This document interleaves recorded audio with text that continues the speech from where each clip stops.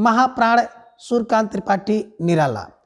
और बात करें महाप्राण सूर्यकांत त्रिपाठी निराला जी की, तो निराला जी छायावाद के दूसरे प्रमुख स्तंभ हैं। तो छायावाद जी के जो दूसरे प्रमुख स्तंभ है निराला जी का, सबसे पहले हम लोग संक्षिप्त जीवन वृत्त देखेंगे, इसके बाद इनकी सभी रचनाओं को ट्रिक की सहायता से याद करेंगे। बात करें जन्म समय की, तो जन्म समय 1899 ईस्वी में इनका जन्म हुआ, मृत्यु 1961 ईस्वी में हुई। जन्म स्थान महिषादल जो कि मेदिनीपुर में पड़ता है ना, और मृत्यु इलाहाबाद में हुई थी।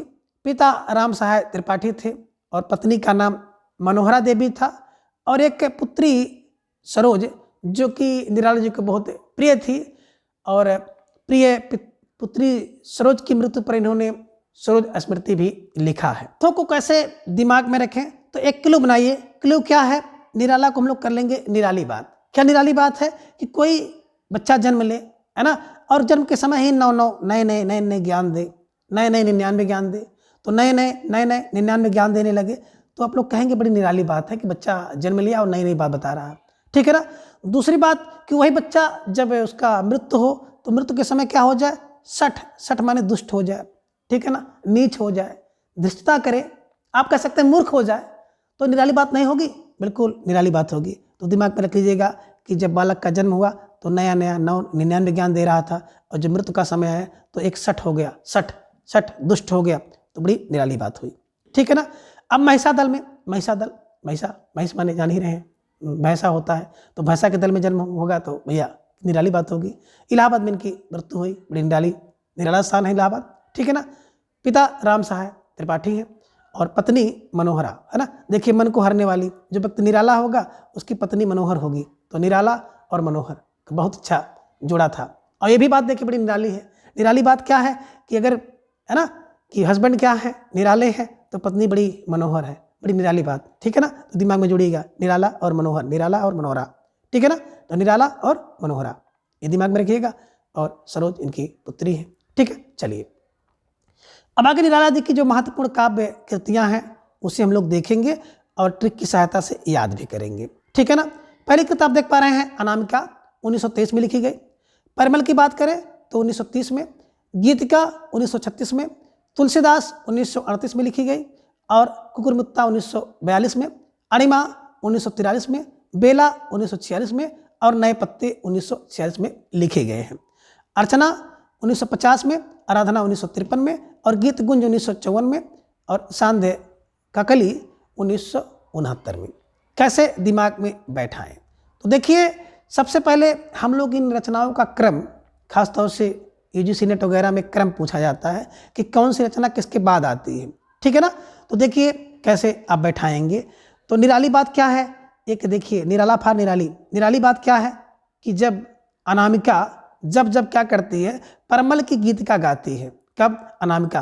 कहे सर अनामिका कौन? अनामिका है। कब? परिमल की गीतिका जब गाती है।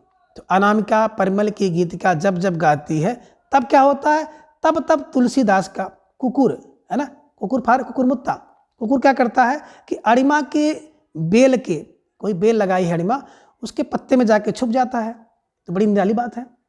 निराली बात क्या है? कहे सर कि निराली बात यह है कि अनामिका जब परिमल की गीतिका गाती है, तब तुलसीदास का कुकुर जो है अणिमा की बेला के पत्ते में जाके छुप जाता है। ये बड़ी निराली बात है। क्यों ऐसा हो रहा है? तो देखिए कैसे दिमाग में बैठेगा। अनामिका की बात की है तो अनामिका, परिमल की गीत गाती है तो परिमल हो गया, गीत का गाती है गीत का, ठीक है ना। तब क्या होता है, तब तुलसीदास रचना है। कुकुर माने कुकुरमुत्ता, कुकुर क्या करता है कि अणिमा की बेला में जा करके, जो बेला है बेल का पत्ता है उसके पत्ते में जाकर छुप जाता है। पत्ता माने नए पत्ते में, ठीक है ना। तो देखिए जो जितनी रचनाएं हैं लगभग एज इट इज हैं, मतलब उसी रूप में हमने ले लिया है, बहुत ज़्यादा इसको तोड़ा मड़ोड़ा नहीं गया है, ठीक है ना। कि अनामिका परिमल की गीत का जब गाती है, तब तुलसीदास का कुकुर क्या करता है, अणिमा के बेला के पत्ते में जा करके छुप जाता है। तो सबको बड़ी निराली बात लगती है कि जब अनामिका क्या कर रही, परिमल की गीत का गाती है, तो तुलसीदास का कुत्ता जो है बेला के नए पत्ते में जाकर छुप जाए, निराली बात है। दूसरी और निराली बात क्या है, बता रहे हैं कि दूसरी एक और निराली बात है कि अर्चना क्या करती है, आराधना करती है, ठीक है ना। अर्चना आराधना कब करेगी? सुबह करती है ना, कोई व्यक्ति जो पूजा पाठ करते हैं, तो हम लोग सुबह करते हैं ना मॉर्निंग में, है ना। अब कह रहे हैं कि अर्चना क्या करती है, आराधना करती है सुबह में, और उसके गीत की गूंज जो है संध्या में सुनाती है, संध्या में सुनी जा रही है, संध्या में उसकी आवाज़ आ रही है। तो बड़ी निराली बात है, ठीक है ना। तो दिमाग में रखिएगा कि ये ट्रिक है, किसी तरह से आपके दिमाग में बैठ जाए, ठीक है ना। तो क्या हुआ बताए सर, अर्चना जो है क्या कर रही है ना, सुबह में आराधना करती है और उसकी गीत की गूंज जो है संध्या में सुनाई दे रही है, सुनाई पड़ रही है। तो ठीक है ना, अर्चना फर अर्चना इनकी रचना है, आराधना कर रही है, आराधना इनकी रचना है, गीत गूंज कब, बोले संध्या में सुनाई दे रही है। तो बड़ी निराली बात है, ठीक है ना। तो पहली निराली बात क्या इन्होंने देखा कि अनामिका परिमल की गीत का गाती है, जब जब गाती है तब तब तुलसीदास का कुकुर जो है अणिमा की बेला के नए पत्ते में जाके छुप जाता है, और जब जब अर्चना क्या करती है, सुबह आराधना करती है, तो उसकी गीत की गूंज जो है संध्या को सुनाई पड़ती है। संध्या पार संध्या काकली, ठीक है ना। गीत गूंज इनकी रचना है, आराधना इनकी रचना है, ठीक है ना। अब सन को कैसे याद करें, देखिए भाई अनामिका की बात करते हैं तो 2-3 लोग ऐसे हैं जिनके नाम आप नहीं जानेंगे, अनाम है, कहीं भी रहेंगे तो जरूरी नहीं है कि संस्था में सबका नाम आप जाने ही। तो 2-3 लोग क्या है, अनाम है। और आप लोग कहते हैं कि 2-3 लोग को छोड़ दीजिए, इनकी बातें ना करो, अनामिका 2-3 लोग होते हैं अनाम। परिमल का बोले परिमल तो 30 है, परिमल 30 है, परिमल के 30 दांत हैं और बड़े मलमल के धुलता है। परिमल अपने तीसों को 30 दांत को मलमल के धोता है। मलमल के धोता है क्या, बोले 30, ठीक है ना।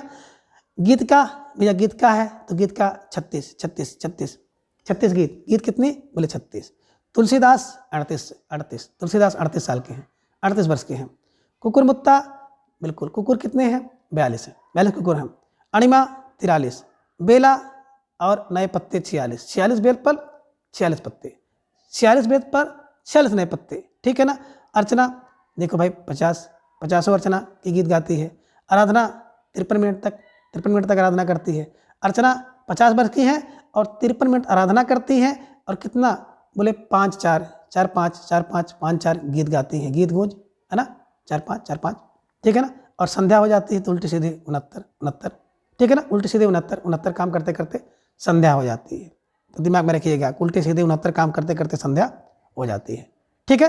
तो यही सब दिमाग में रखिएगा, आसानी से बन जाएगा, 2-3 बार देख लेंगे तो एकदम बैठ जाएगा, ठीक है।